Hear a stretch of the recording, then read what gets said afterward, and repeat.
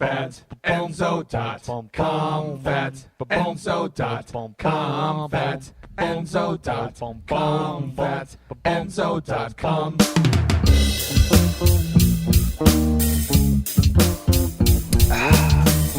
How do you feel about marijuana use? You against it? You talking to me? Yeah. Oh, no, I'm not against it at all. All right.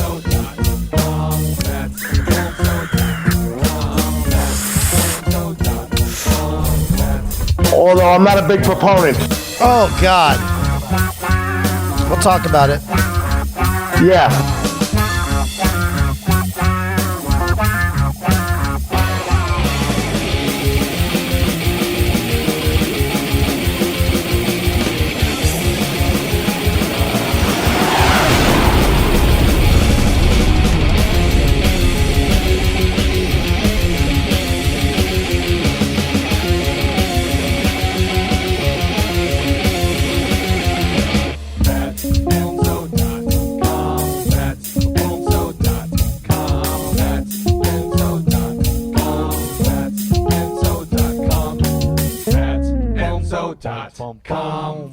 fatandso.com, fatandso.com, fatandso.com, fatandso.com.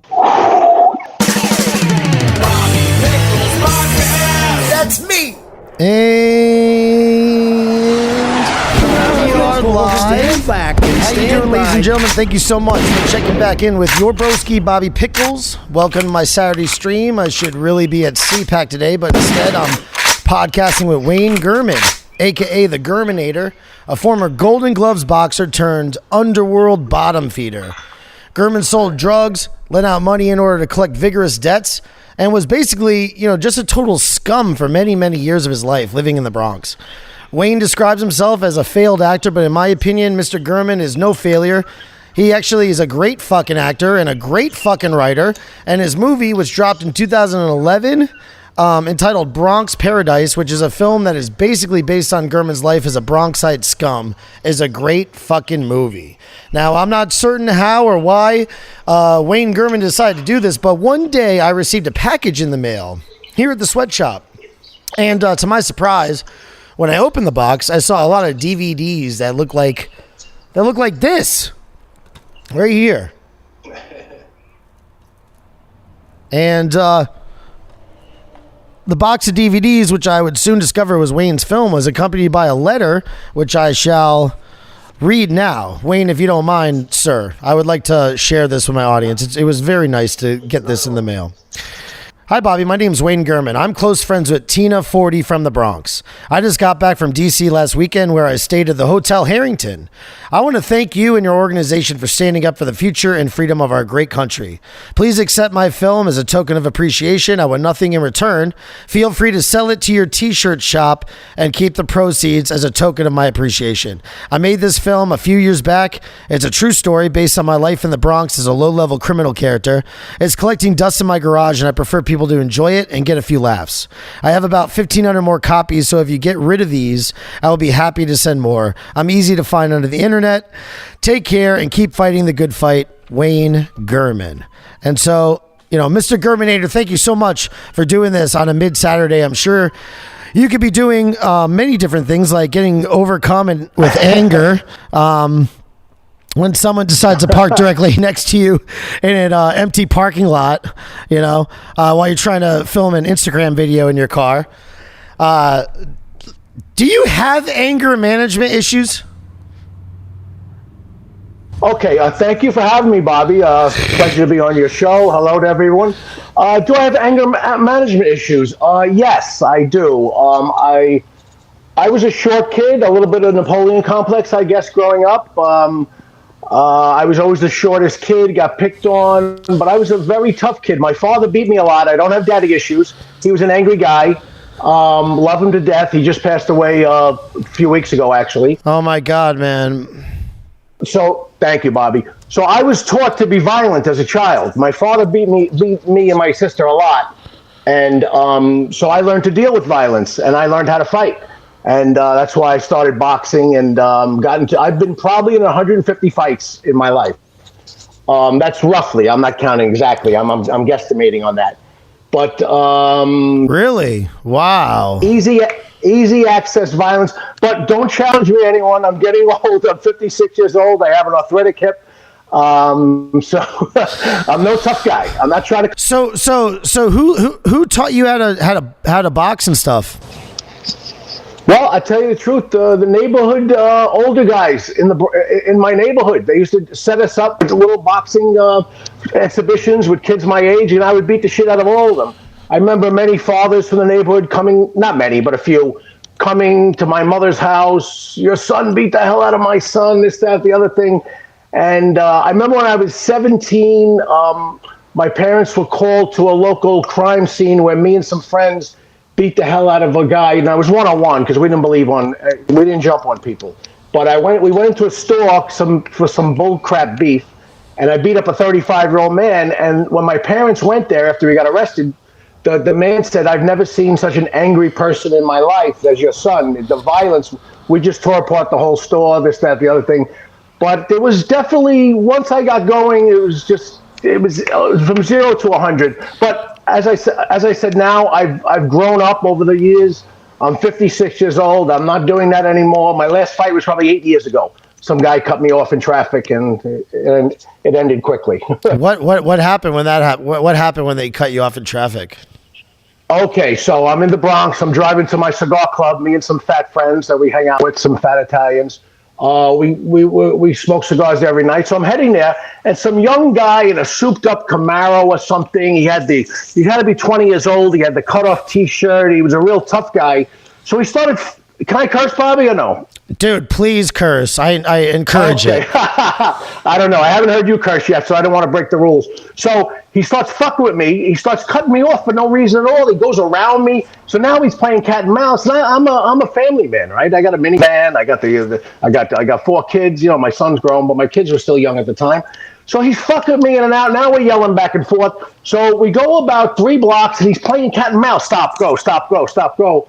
And excuse my fast mouth. I'm from the Bronx. No. Please. This is awesome. So anyway, he cuts me off at a red light, and we get out, and he gets out. Now he has everything. He has the tough car. He has the cut-off shirt. He's a tough guy. So he gets out. So I'm like, oh wait, low battery. Let me plug in here. So anyway. It's my daughter's phone. So anyway, there's a way to do it, Bob. So I'm coming up to him slowly, and I got my right side turned. You know, as a failed boxer, you got to know how. So I'm like, are you out of your fucking mind? So I'm leaping, and whack, boom, he's out like a light. So now there are cars that have seen this behind me, and they're looking at me. Some woman behind me because we're at a red light. She's horrified, and I said, he started it. So I get in my car, and I see him getting up. He's like this. He's groggy. And I says, if you look at my fucking license plate, I'm going to kill you. So he put his head down, and I drove off, and that was that. Oh, my God. Yeah. And that was just the last fight. That was just a regular day in the Bronx, you know? Right. Well, yes, it is. That's why I made the movie Bronx Paradise. I had so many crazy adventures in the Bronx. You know, my best friend worked for the local mobster, and he was a strong man for them. He did a lot of dirty work for them. I'm not going to mention the mobster's name. My friend has passed away since, but it was my friend John from the movie. If you watch the movie, it's my best friend. The movie is word for word true, 70%. By the way, let me say, do you have that plugged in? Because I can hear me talking back. By the way. Do I have what plugged in, Bobby? You have that plugged into your phone, right? Yeah. No, this is separate. This is the Bluetooth. Oh, the Bluetooth, and it's hooked up. Okay. No, and I just put in the charger because my daughter's phone was on 20%. Okay. Are we okay? Are you getting feedback? No, I'm just getting a little feedback. I'm hearing myself, but that's all right. Well, I want to turn the volume down. Yeah. Maybe turn the volume down a little teeny bit. All right, it's an iPhone. I hope I don't turn it off. I'm not using. No. What I really wanted to talk about. No, you're good. Listen, we'll do this. What I really wanted to talk about well, not what I really want. I mean, I love your movie. Your movie's fucking awesome. Thank you. And Thank you. The character actors, like the actors that you chose, they're fucking great. Yeah, they are. They're fantastic. Damn, where's it? Damn. Yeah. I hate when when they don't cast believable actors. Johnny, the black dude who wants his money, the guy from Bronx Tale who did the Mario test, Johnny's dad, right? Fucking Nicky Yes. Palladino, Yes. all those Yes. guys were like the right actors to choose for that for those roles. I hate when mafia movies they don't cast believable actors. There's nothing worse than a bad mafia movie. There's nothing worse than a bad mafia movie, a cheesy mafia movie, contrived, and there's so many of them. That's why we appreciate the classics like Goodfellas, Casino, The Godfather, of course. But my movie, I want to make a movie similar to maybe Goodfellas in a way, but not so much mafia. But I wanted it brutally violent but funny. So I think I achieved that. Right. So why brutally violent? Is brutal violence true?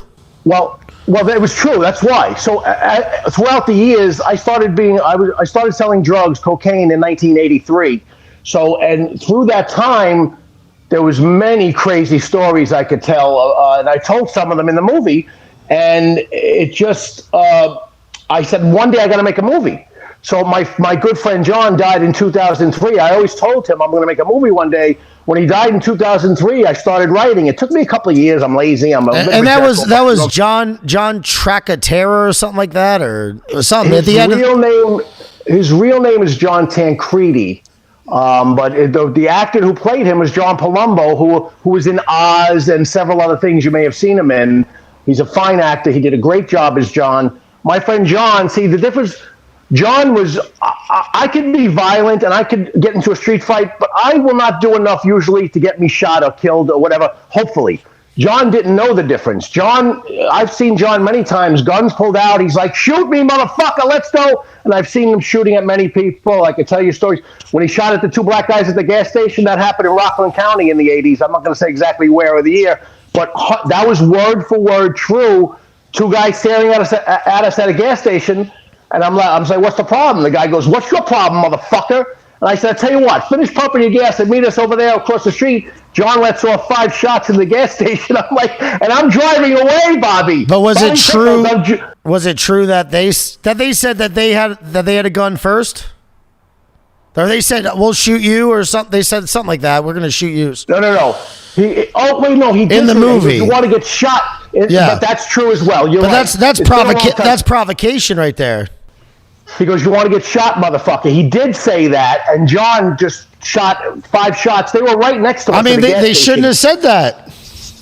No, they should not have said that. But they didn't pull a gun out. I can tell you that. They said it. They did say it. And it was broad daylight, Rockland County, and I'm driving away. The funny part in the movie. And I'm driving. I said, "You fucking crazy! You're shooting these people in broad daylight! You fucking maniac! Are you insane?" He goes, "Wayne, slow down! You're gonna get us arrested."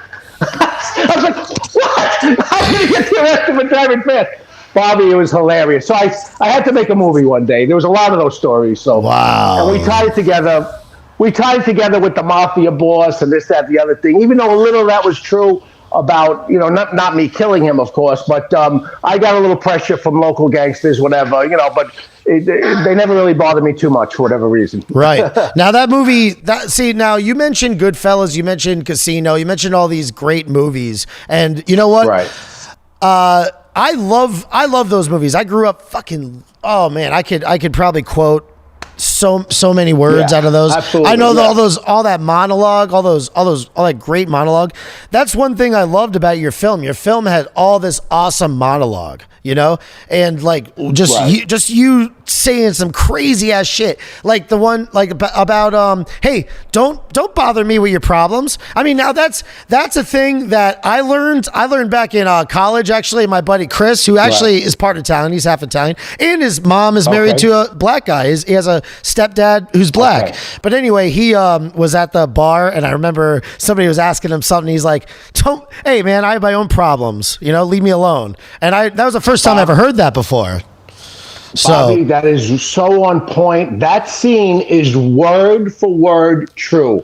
My friend who passed away, his brother owed me money, and I'm very good friends with him to this day. We've actually become closer now. But I'm not even going to say his name, whatever, in case he sees this, because we're Facebook friends. He's a wonderful guy. He's part of the Bronx Strong group. I run a Bronx Strong group. We'll get into that. So he owed me money 17 years ago, and he was ducking me, and I said, hey, Chris, what's up, buddy? Oh, Chris, I said his name. And he goes, Wayne, my aunt's been sick. She's in the hospital. And what I did in the movie was one take, because that was word for word exactly what happened. I says, what? You're telling me your problems, you motherfucking piece of shit? How dare you tell me your problems? Do I tell you my father's got a bad heart and diabetes? Do I tell you my mother's got fucking skin cancer, oat cell cancer? They had to do a biopsy and do whatever the scene was. It was a long time ago. But I went nuts on him, and it just turned out to be so real and genuine. That's my sister's favorite scene, too. And that's why I made the movie, because I wanted it to be as real and as authentic as possible. It almost played like a reality show, but we tied it together in a nice little bow and made an entertaining movie, I thought. Yeah. My mom's a writer, and she writes she writes science fiction stuff, and I haven't even read a lot of it because I like real stuff. I watch documentaries. I like gangster movies. I like movies about like reality, real stuff. Yeah. It's weird, you know what I'm saying?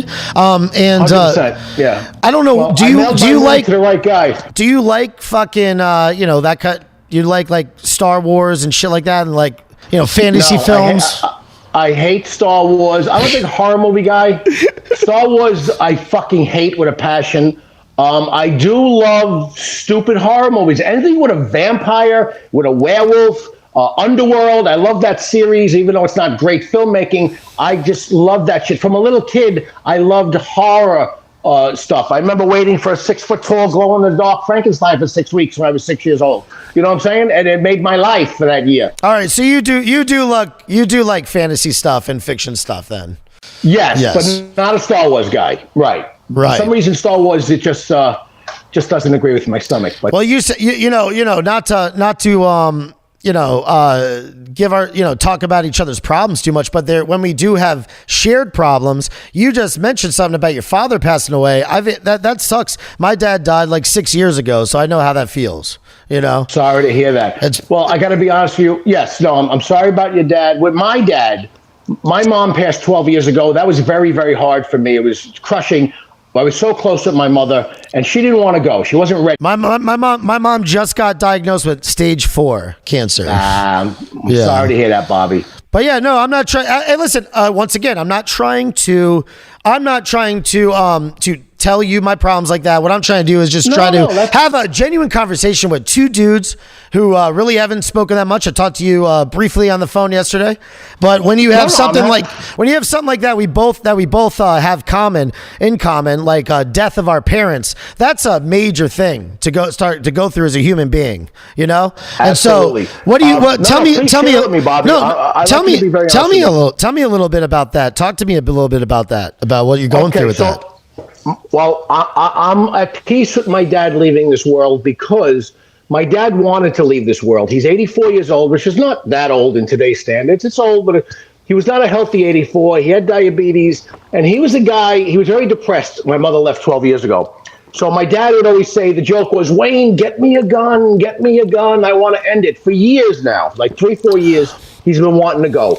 I said, Dad, I will not be complicit in your death. That's not happening. Now, if he was riddled with cancer, Bobby, and in pain, maybe I would have Bronx style put something next to him, that he found. But he wasn't. He was very depressed, and he was ready to go. And he was the glass half full guy, half empty guy. I'm sorry. And he was very down and depressed. So he wanted to go. So I'm at peace with his passing. He passed away in the hospital. I had nothing to do with it, but he wanted to go, so I was easily at peace with that. Losing my mother was devastating. She She smoked since she was 13 to age 70. She got lung cancer, and she lasted, 6 months after the diagnosis, and it's very hard. But I'm sorry to hear that you're going through that, Bob. That's terrible. Mm-hmm. Yeah, but what do you think that does to you? As like you say, 12 years ago, that was probably right around the time you decided to make that film, right? Yes, 12 years ago we were touring with the movie. I told you yesterday. I spoke to you for the first time. We went to the Gasparillo Film Festival. It was one of the many festivals we went to in Tampa, and we had a great time there. We won awards all over the country. I don't know if you did any internet search on the film, but we did fantastic. Well, yeah, I know. I know. It says on the film. It says all the different. There's a lot of different ones, right? So winner, yeah, all kinds of Best Picture awards. Because it's real. It's funny. It's real. It's my life. It tells a true story, which people like a true story. And the acting is great. And you talked about the casting, Bobby. I casted everyone myself. I didn't hire someone to cast that film because I don't want someone fucking it up. So I cast the movie. I held casting sessions in Manhattan. I put out casting calls across the 5 boroughs, New Jersey, whatever. And that guy, John, who played John, he called me up. He goes, Wayne, I am this fucking guy. I grew up in Little Italy in Manhattan. I am this guy you want. Your crazy friend? He was a little younger than me, 6 years younger, so I was a little worried about that, but it was fine. We got away with it. And the guy who played Nicky Palladino, yeah. No, the guy who played Nicky Palladino, I'm Nicky Palladino! That's based on a real-life friend of mine who just got out of jail a couple of years ago for murder, 16 years. He did 16 years, and I had to get permission from him, out of respect. I got permission for him to make the movie and use his character. I went up to visit him, wherever the hell he was back then. But we're good friends now. He's out of jail. He's actually in Florida now. He just retired. He's lived down there now. I don't know what part, but yeah. So it's just a real, authentic movie. Was he in the Mafia? He worked with my friend John. So the guy Nicky, in real life, they worked together. John and Nicky worked for the local guy. I'm not going to, of course, mention names. He worked for the local mafia, whatever you want to call it. But they did, whatever they did. I remember John, and I was smart, though. John was telling me a story many years ago when he was alive. He goes, Wayne, you're not going to believe what we did last night. I says, John, I don't want to fucking hear anything.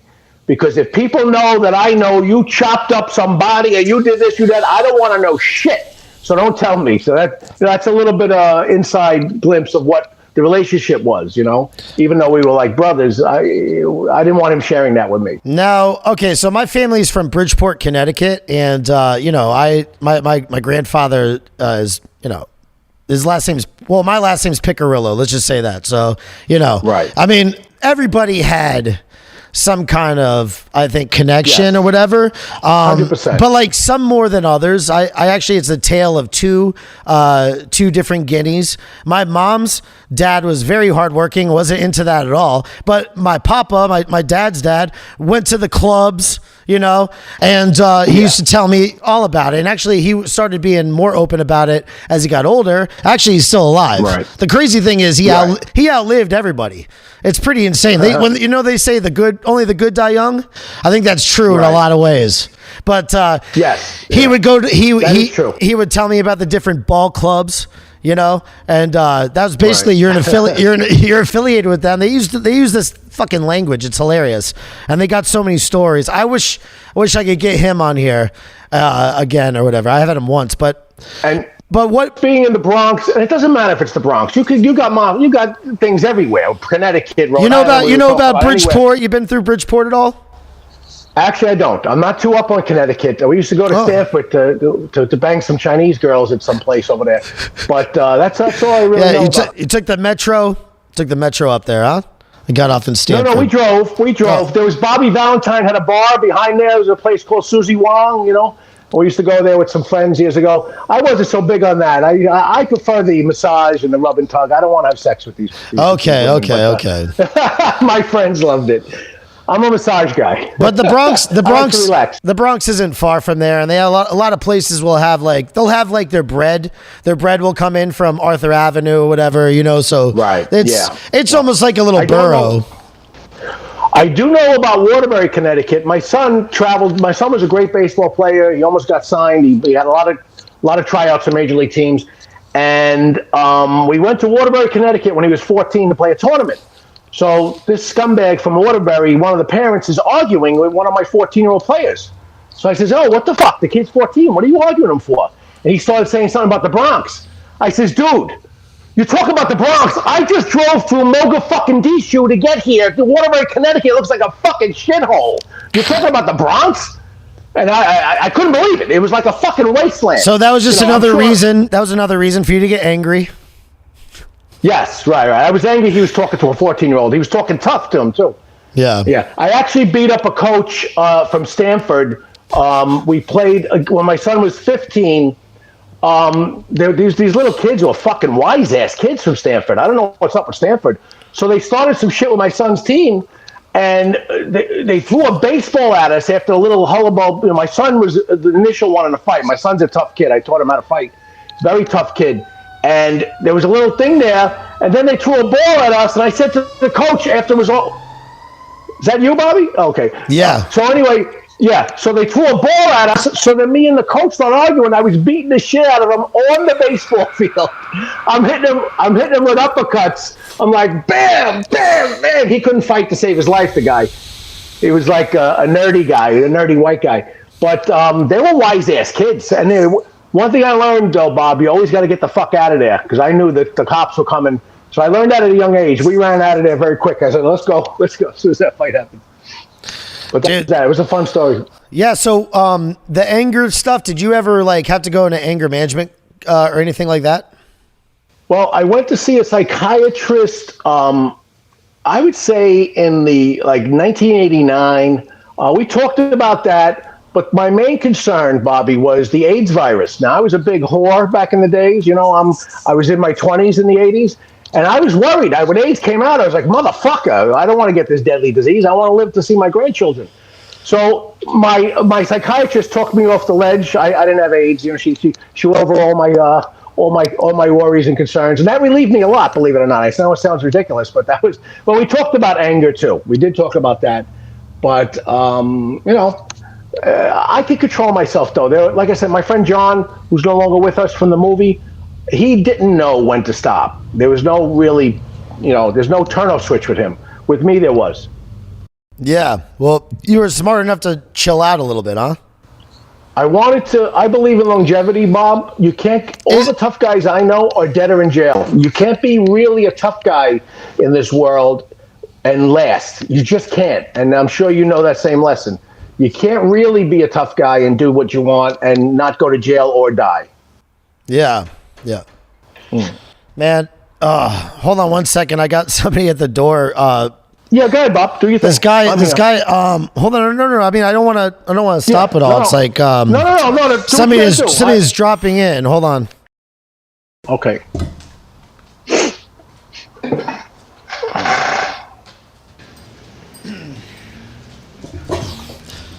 So Wayne. Yes, sir. So yeah, I got a proud boy from Orlando, I believe, who just stopped by. He's in town. Hello. I see kids. Is it okay? Anyway, so just getting back to your story and stuff, Yeah, no, I was done. If you want to talk about why do you call yourself a failed actor, man? That's just self-deprecating humor. I learned to be funny. It's not. If you try too hard to be funny, it's not funny. So if you just call yourself a jerk off, that kind of gets a little bit of a laugh. So I really don't think I'm a failed actor. I think I'm an excellent actor. I actually stopped acting to raise my daughters. My daughters, their mother. Here's a little picture right here. If you can see a little bit, that's my family. So those are my 3 daughters on the bottom. That's a beautiful family, man. Yeah, well, let me just block out this face. That's the mother. How we do? I'm just kidding. But yeah, so I met her. She was kind of young. We had 3 kids right away, and I needed to raise my daughters. So I stopped the pursuit of acting. I was 35 and she was 18. I met her. She had childbearing hips. I wanted more kids. I said, let's do it. I pulled her out of the projects. We had 3 babies, and the See, rest is history. now you that's know? that is let's say, is a black woman thing a fetish or something? Like, why black chicks? And did you think that it was like easier to get with a woman who is willing to give you a lot of babies, to like you just said, pull her out of the projects and stuff at a young age? Well, that's actually just being humorous. Even that's what happened. That's my humor, you know, a little subtle humor there. But in essence, I did pull her out of the project. But were you looking for that? Like, were you actively looking for that? Okay, I was 35 years old, Bobby. I had my son was how old was he then? He was 8 years old, and I wanted more kids. I love children. I want a big family. I always wanted a big family. Here I am, 35. And I was more of like a hoe. I was fucking around. I don't do relationships well, so I didn't want to really. I wasn't really the marrying type because I always had a wandering eye.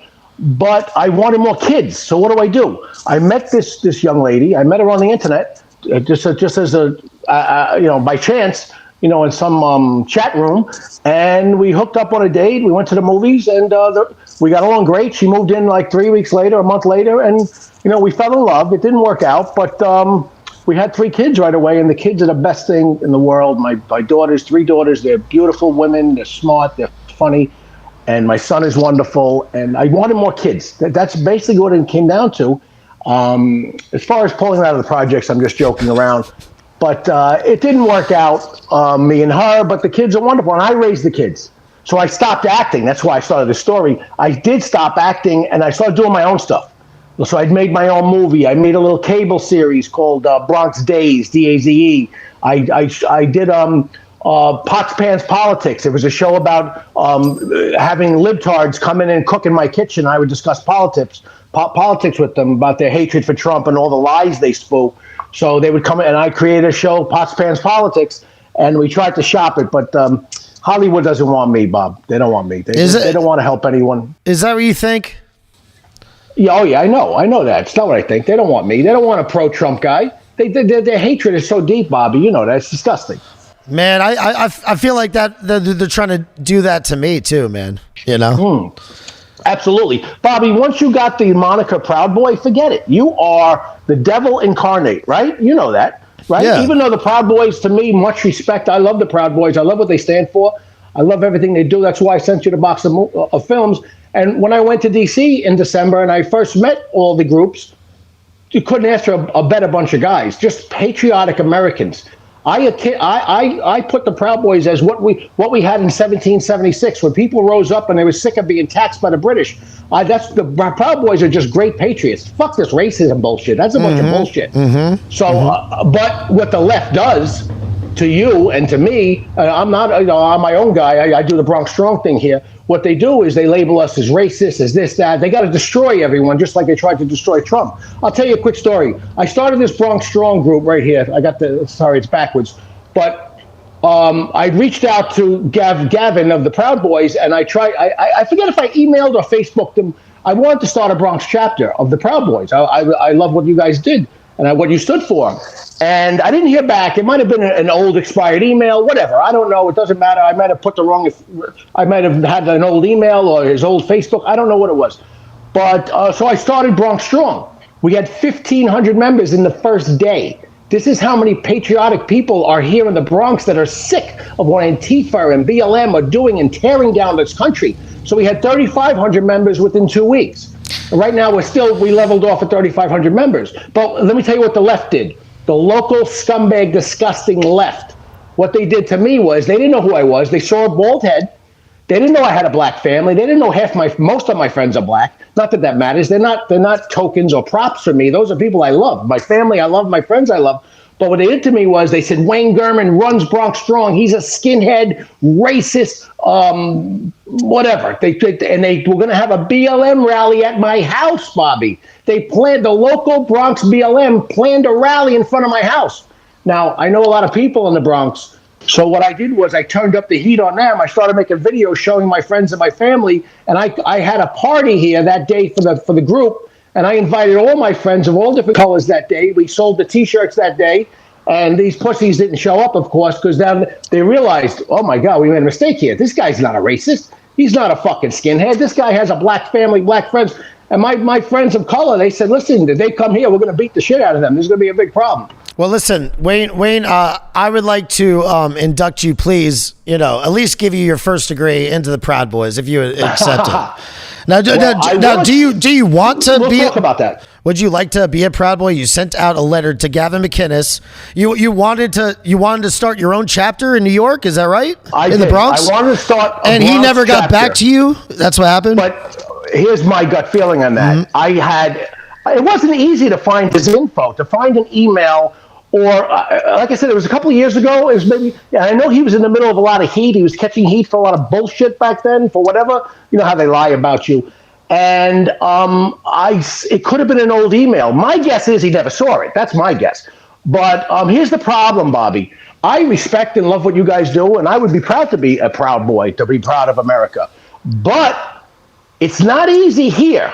You put me as a Proud Boy in the Bronx, and I was willing to do it. And I would, but now I have Bronx Strong, my own group, and we're, whatever. We're solid. We're strong. I'm not saying, but you're putting a mark on my back. I am in the middle of liberal Marxist hell, Bobby. There's people around me. There are vipers circling around me that if I became a Proud Boy, you're putting marks on my kids. Doesn't matter that they have black. So what? How much do you care about this country? Are you willing to stand up for yourself, 1776, and all the same things you were saying? Well, listen, I would like to recruit you into this. Please, that I really want you, and you're an exemplary, you're an example of what a Proud Boy is. And I'll tell you right now, Bobby, thank you, and yes, I will accept. I'm not looking to start a Bronx chapter anymore. I got to be honest with you. Will I stand up for my country? Sure. I came to DC to let my voice be heard, right? It's just I have a family here. It's not always that easy. I'm in the middle of fucking hell here. I'm outnumbered 50-1 here. Yeah. You understand what I'm saying? It's not that easy. It's not like I live 20 miles away and I talk a tough game. I'm in the middle of Marxist fucking hell here. So it's not that easy, and I have a family to raise here, but there's going to be arrows slung at me nonstop. Now, Wayne Gurman, you want to induct me in the Proud Boys? I'd love to be part of the Proud Boys. I have much respect for you guys. You guys are just like me. And I love what you guys stand for. So that's fine. Am I looking to start a chapter anymore? No, I don't need to fight that fight right now. I got to be honest with you. But you can be dually enrolled in two different things. You started another club, and it really doesn't matter as long as you have that same kind of philosophy. Right. But with Proud Boys is different, and we want fighters. We need fighters. Yeah. And you're a fighter. You're a fighter with a black family, and there's no. There's our chapter in New York has been decimated basically, because of all the BS that's happened over at the Republican Club, and the Antifa and the guys in jail and stuff like that, So there's been a lot of. That's what would happen to me if I started a chapter tomorrow, Bobby. Say you said. But why do you think that? I think it's up to you to act in a responsible manner and be an example of what a Proud Boy should be, and then you change 100%. What the club has been. Kind of branded as. People like such as yourself would help us to get a better. You know what I'm saying? 100%. I'm with you, and I'm not a Proud Boy right now, but I fought that. I've been fighting that fight for a couple of years now. I get people blasting on local Facebook and other pages for political commentary, blasting the Proud Boys. I'm like, what are you fucking people talking about? The Proud Boys, correct me if I'm wrong, Bobby, were they not started because they were sick of Antifa and BLM destroying America and they just wanted to stand up for their country? Is that true or false? Yep, true. Right. They were founded in 2016, I believe. Antifa, BLM was around way before then, destroying America. The 5 Dallas cops shot, slaughtered. Okay, what was that, 2015 by the BLM associated member. I love how they killed those 5 cops. They tried to separate that BLM guy from BLM. It's just sickness. But yes, I hear what you're saying, Bobby, and I would be proud to take that mental, and I would do that 100%. 100%. And I've been fighting that fight already. I'm constantly saying, and there are people like me in the Bronx, like a couple of veterans I know, and I met them in D.C., actually. I didn't know them in the Bronx. I met them in D.C., and the guy, there was a problem at a local meeting after that D.C. thing. And the guy, I told him a story that this motherfucker was bringing BLM to my house where my family lives, and he wound up knocking out the guy 2 weeks later because the guy, the Antifa, Bronx Antifa guy, showed up at a meeting they were having to save the restaurants in the Bronx because they're being shut down with all this bullshit. And the guy started filming everyone, and he actually touched a girl, like kind of pushed her back, and the guy got knocked out. But you know, it's just, this is the guy who came after me. They were making videos about me, putting on the internet, Wayne Gurman, white skinhead, white supremacist, hates people of color. They were making all sorts of videos about me. That's just an inkling of what happens here. You get all sorts of lies. But I'm willing So you're not worried about more of that? No, I'm not. I don't give a fuck. I can give a shit. You're a fighter. I do. But do I want to start a chapter right here out of my house? No, I'm not. No. Listen. There's a New York chapter, but it's not, you know. Right. I don't know what's going on with it, but you should try to join. So that's all I'm saying. You know, it's not. I did. Are you a Western chauvinist who refuses to apologize for creating the modern world? Absolutely. No. I refuse to apologize. 100%. America's the greatest country ever that ever existed. No doubt about that. 100%. Now you were down in Washington D.C. Apparently, so you sent me a box of these DVDs, right? Right. And you were staying at the Hotel Harrington. Right. And were you staying down there? What, you went down there for a rally with the Bronx Strong group? No, a few members of Bronx Strong went. But Tina Forte invited me to come. Tina was down with the whole movement much more than I am. She was getting out there a lot. I was more, you know, like I was more with the Bronx Strong here. And I wasn't, in 2016, I was out there all the time for Donald Trump.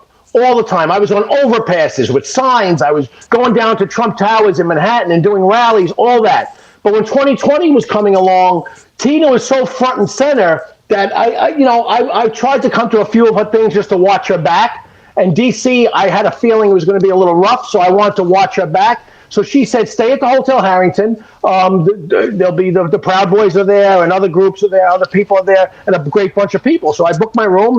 Me and several friends went down there that were in Bronx Strong, and we were like, and then how did you think to send me that box of DVDs?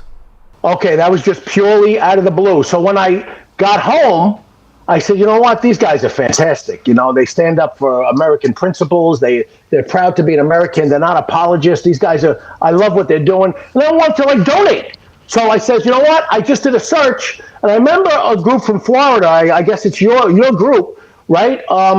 And I said, you know what? I did a search. I see you had a shop. You have a store down there, correct, Bobby? That's correct.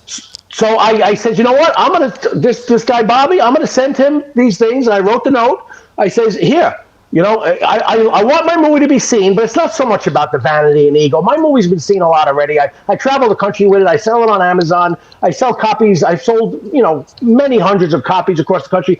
But I wanted to donate to the Proud Boys pretty much. But I knew you guys would love the movie too, because I think there's a kinship there. We kind of cut from the same cloth. If you know what I mean. God, yeah.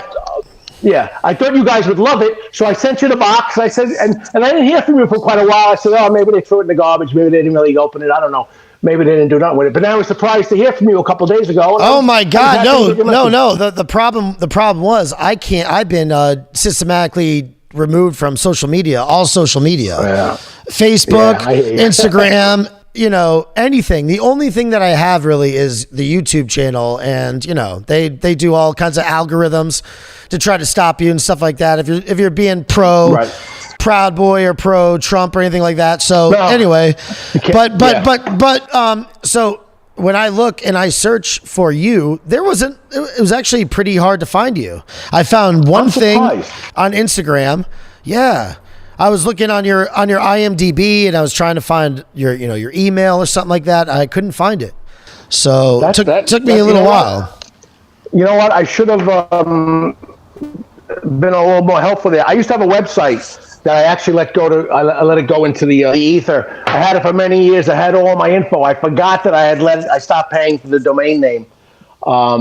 So I didn't write my number down on that paper, huh, Bob? Nothing. No number, no nothing. It just said it just said I'm easy to find on the internet. I'm currently in a 60-day ban from Facebook. I had 30 days out. I came back after 30 days, and within 30 minutes, they gave me 30 more days. There was some liberal twat that was abusing some people I know, and I called her a sea hag because she's liberal and she's a fucking looks like a sea hag. And they put me back in for 30 days for that. So talk about, you could cut off Donald Trump's head. You could say, let's kill Barron Trump. That's fine. But God forbid you call a liberal a sea hag, you're in jail. It's unbelievable. It's disgusting what they do, these people. Well, she is a sea hag, probably.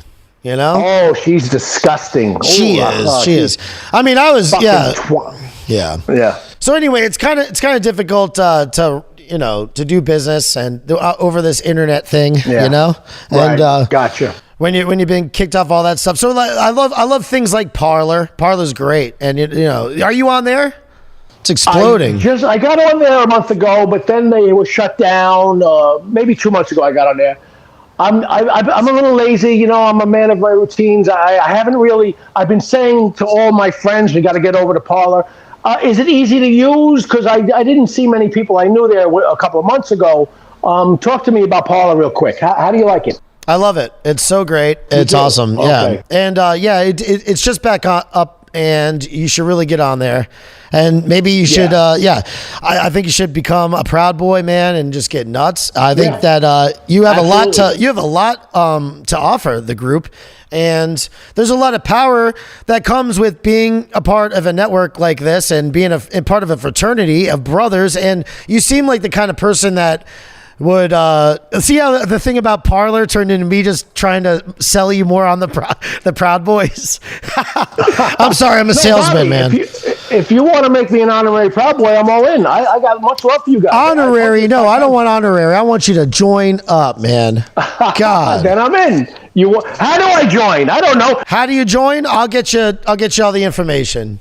I'll tell you a funny story. This is why I don't ask questions anymore. Yeah. 18 years old, I went downtown to see a movie called Hell's Angels Forever. My buddy John from the movie, the Crazy John, who was my dear friend, he wanted to be a Hell's Angels at that point. He was into all that shit. So, not that there's anything wrong with it, of course, but that's what he wanted to do. So I said to one of the Hell's Angels, they were from all over the country. So here I am, my first bald head. I'm 18 years old, little Wayne Gurman. And I said to one of the Hell's Angels, hey, how do you get to be a Hell's Angel? He goes, don't talk to me. So I learned not to ask too many questions. Even though I was a little tough guy from the Bronx, half a tough guy, I said, you know what? Let me not ask questions anymore. What do you think about the Capitol? Okay, so the Capitol. I knew it was going to be rough there. Here's what I think about the Capitol. There's a few things to talk about. I didn't go to that one. I'll tell you why I didn't go. Donald Trump invited us all, and I got much respect for Donald Trump, much love, and I fought on the internet for Donald Trump, many a battle, and in real life, as far as verbal, what I'm talking about. And he says, everyone come, everyone come, everyone come. And I was doing rants on my political rants. I says, why are we coming, Donald John Trump? Oh, say, can you see? Why? Is there a celebration happening? Why are we coming? And I still can't figure out, why are we coming? If you're not going, and I don't want to say anything wrong, but if you're not going there to hang Nancy Pelosi from a fucking tree, what's the point? I don't mean that figuratively, but you understand what I'm saying, Bobby? What's the point? We were already there a couple of times in D.C., so what are you going there for? That was my problem here. Is there going to be a party? You got an announcement, Trump? You finally have the evidence. We know they stole the election. There's no doubt they stole the election. All the 95 million mail-in votes from across the country. We know it. We know about Dominion voting machines, all that bullshit. God forbid you mention that. So my problem was, why are we going there? We were just there a few weeks earlier when I went there, and then we had a nice rally. It was a wonderful day. A couple of days I was there. But I just couldn't figure it out. And I'm still at a loss for words. America knows you have a huge following. You had 75 million votes, Donald Trump. So I just couldn't figure it out. So I decided I couldn't go. It's actually my daughter's birthday. January 5th is my daughter's birthday. So I didn't leave my daughter. So that's the main reason I didn't go. But I was also like, why are we going? What's going on now? As far as the Capitol goes, how they let everyone in, and are they one step ahead of us? Or they're fucking Barack Obama running a shadow government. Let them all in, make them look bad, let them cause violence. Let's mix Antifa in there. The best thing is that someone said was, the Trump supporters were the wood and Antifa was the match. That's the best analogy I could hear of that. So you had the agitators who mixed in there and they posed as Trump supporters and they went in, they broke the windows, they did this, they did that. As far as that girl being shot dead, horrible. I seen her video. She seemed like a great patriot. She was military. It just sickens me. Should she be breaking into the bowels of the Capitol? I don't know. What's the plan here, Bobby? I don't know. So I'm glad a lot of Americans showed up, but I just didn't know why. Can you answer that, Bobby? Is it just to show our face again that we're proud and we stand behind Trump? But we already know that. We know that we're proud and we stand behind Trump. So what am I missing here? I had a Japanese TV crew over here interviewing me earlier, and they were asking me that question about, what was the point or whatever and everything, Right. And I think that the point was just to say, hey, you know what? Thank you very much for being an awesome president. We really appreciate that. And we're here just to get your back one more time, basically, because you're asking for it. We're not going to question it. I'm not going to question it like an angry Wayne Gurman. I'm just going to show up. I'm going to show up because, I don't know, man. There's a lot of never Trumpers in the Republican Party and stuff. And I consider myself a forever Trumper. You want to help me start a group? That's a new group I want to start. Forever Trumper. I already got the .com, man. Forevertrumper.com. So don't try to go trademark that. That's my thing. I'm telling that to the world right now. The world, don't try to do it. Anyway, I'm too lazy to trademark that. But I'm a huge Trump supporter. Now I got to be honest with you though. Trump, he stood up for us. He was a voice for us, for Americans who cared about our country, about being destroyed. But if it was Ted Cruz, it wouldn't matter to me because I believe a guy like Ted Cruz could do the same thing. I believe DeSantis, the governor of Florida, could do the same thing. It's not so much about the person. It's about the message and the love, the patriotism. That's what it's about to me. So, what the left likes to argue with me and others like to say, oh, you're a Trump zombie. Whatever he says, you'll do. You love. No, it's not about the man. It's about the love of the country and someone that will stand for conservative values and principles. That's what it's about. So yeah, I don't know. No, I see your point. I think that I think what he did was he inspired a lot of people. Now yes. I think what's going to happen is, would you ever consider, running for Congress or something like that, or getting into local government? I mean, you just said that you're lazy though, so I don't even know why I'm asking. But I'm not lazy when it comes to things. That's what needs to happen, I think. Here's the plan. Okay, I'll tell you it right now. We're all going to run as dinos, Democrats in name only. You know how they got rhinos. We'll do the same thing to them. We'll all win and then pull the old switcheroo. Yes. That's what needs to happen. We got to get these guys somehow. Yeah. And also, watch out. I think you're hitting your microphone. I'm sorry, Bobby. No problem. But what the hell happened? Bill Barr, what the hell happened to this? All these people around Trump. Now, I wasn't ready to go there January 6th and say goodbye. I thought it was supposed to be a celebration, that they had the rock solid evidence. They had the Dominion machine switching votes. If it was just a goodbye, fine. I thought it should have been said it was a goodbye. But I don't know. But it's just all these people, they're just so disgusting. It's just, they all failed him up and down the line. There were so many snakes in the grass. What's his name? McConnell. Oh my God. The knives in the back, like Marcus Crackus, fucking Julius Caesar, fucking Brutus, right in the back. There's so many knives that Donald Trump has to pull out of his back. It's unbelievable. It's really sickening what the left does. The left, they have destroyed the world. They're trying their best to look at Europe, look at other places. What the left does is just, I'm not telling you anything you don't know. Of course you know this, and this is why I believe a group like the Proud Boys is so popular and loved. but it's horrible, and it's really heartbreaking to see. And I see it every day here in the pit of hell. You know, why are the Proud Boys loved like that? Like, do you think, like, you're sitting here watching from afar, and you know you haven't gotten into it, even though I'm asking you to?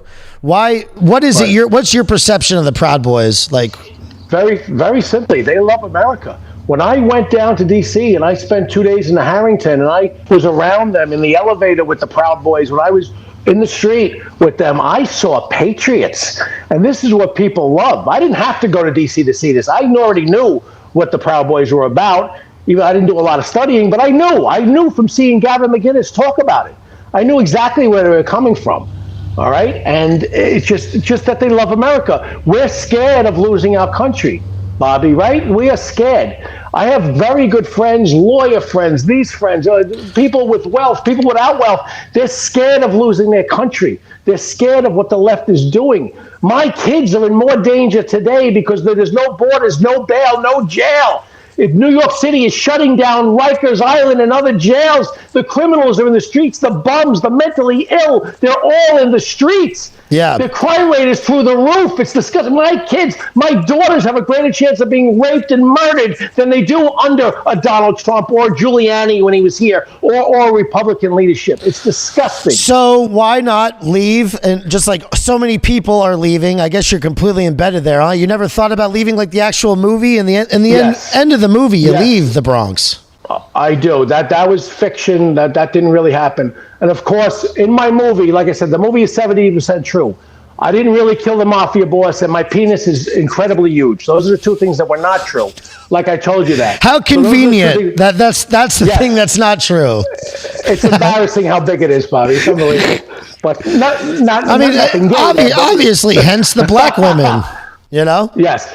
Right. Well, I think I love black women. Now, I got to tell you, my last white woman was 1996. I went black. I never went back. I think I go with black women to prove if I could please them sexually, that I'm okay. Right? Damn. You over there. But yeah, psychologically, though, that might be true, right? Absolutely. No, that's true. No, I just really love the cocoa butter. Leaving the Bronx. Leaving the Bronx was the question. Oh, okay. So I'm at a point now that my father just left us, sadly. So I have no more strings here. I'm actually getting. And by the way, you're not Italian. Is that correct? No, I'm Irish. Irish Russian Jew. So I'm Irish from the waist down, unfortunately, and from the waist up, I'm Russian Jew. Sad. It's very sad the way that shook out. But I'm half a Hebe, half a Mick with half a cock, right? If you saw the movie, you would know that. Yeah, it's in the movie. That's a great line in the film. From a dream sequence. You wake up from a nightmare, actually. Yeah. And my father had a 9-inch cock. My father had two brothers, Alan and Jamie, and they also had 9-inch penises. They are Jewish with big hands, nose, feet, and dicks. When I was a young boy, Bobby, I used to take showers with my dad. I used to look at my dad's penis with amazement. I could not believe that one day my little Peachy, my little dime Peachadil would one day be as big as my dad's. Anyway, that's a little advertisement for the movie. Speaking of Peachadils, I heard you say on your live feed on your Instagram, your Instagram video, you said jadrool, and that's jadrool. Yes, that's cucumber. So my opening, cucumber, right? Yeah. Oh, shadrool. I don't even know what it means. I don't know what half the words I say mean. Oh, that's an Italian word. It means cucumber. Oh, okay. So my grandfather used to say that. They call you a bad, like it's a bad word. It's a bad word, I guess. I thought it meant like an idiot. Doesn't it mean an idiot? Yeah, it's like an idiot, Yeah, but it literally, I think it literally means he told me that's what it means, but whatever. So my opening, if I could do a little shtick here. So I open my videos with, hello, my friends, Wayne G, the Gurmanator. What's up, chica? Gabron, maricón, ese gringo, vato, shidrul, malaca, bendejo, dumko, schadenfreude, sputnik, pega, puñeta, aputa de bromba. No Crisco, Daddy-o. So that's my little intro. Is there those are all the different languages right there? Well, I started small, and my German friends said, can you add Dummkopf? Schadenfreude. So I did that. My Yiddish friend said it's Sputnikfeger. I didn't even know what that means, but he told me to add it. And I've had other friends of different ethnicities, asked me to add things, so it's gone. Now I got about 15 words where it used to just be gringo, hermano, esse, vato. So it just grows, it's just a little fun. Now, do you actually get up there and do comedy? Do you do stand-up comedy sometimes? No, sadly, I have balls to act, but I don't have the balls to do comedy, and I would be a good comedian. I think you could do it. I could do it, no doubt about it. But there's a little part of me that says, no, I don't want to get booed off the stage, Papito. I don't want to get booed off stage. So, but I got the whole shtick down. I go on there, talk about my little penis, my love of black women, and I think that would lead to a lot of laughs. But, one day I'd like to do it. I'll be like that guy in the retirement home, 75 years old, and doing his comedy act. Man. You know what I'm saying? There's only two places in the world that start with the Bronx and the Vatican. There you go. The Vatican. That's right. That's right. You knew that before my movie, Bobby? No, I did not. Probably yes. Oh, you did not? I didn't. I did not know that. Why? What is the significance? That's the last question I'm going to ask you. Is that what's the significance of that line? Oh, what does that mean to you? It means nothing. My dear friend who helped. He helped with the movie. He helped me write it a little bit because I had trouble finishing the movie and tying it in a nice little bow. And he's a writer, James McSherry, a good friend of mine. He came up with that line. So there's a million stories within the movie, and we were talking about that. He says, Wayne, put this line in. There's only two word places with the word third in front of it, the Bronx and the Vatican. And so I did. I can't take credit for being a genius on too many things, Bob. I got to be honest. You are a genius, man. Listen. All right, so what are we going to do here? If people want to see your video, what can they do? They can reach out to you?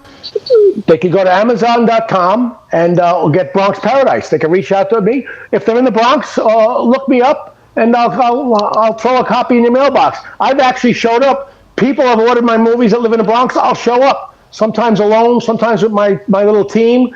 And they'll be like, hey, Wayne Gurman, how you doing? I'm delivering the movie. I deliver a poster, maybe a T-shirt, too. So I love people. Go ahead, Bobby. No. Keep going. Sorry.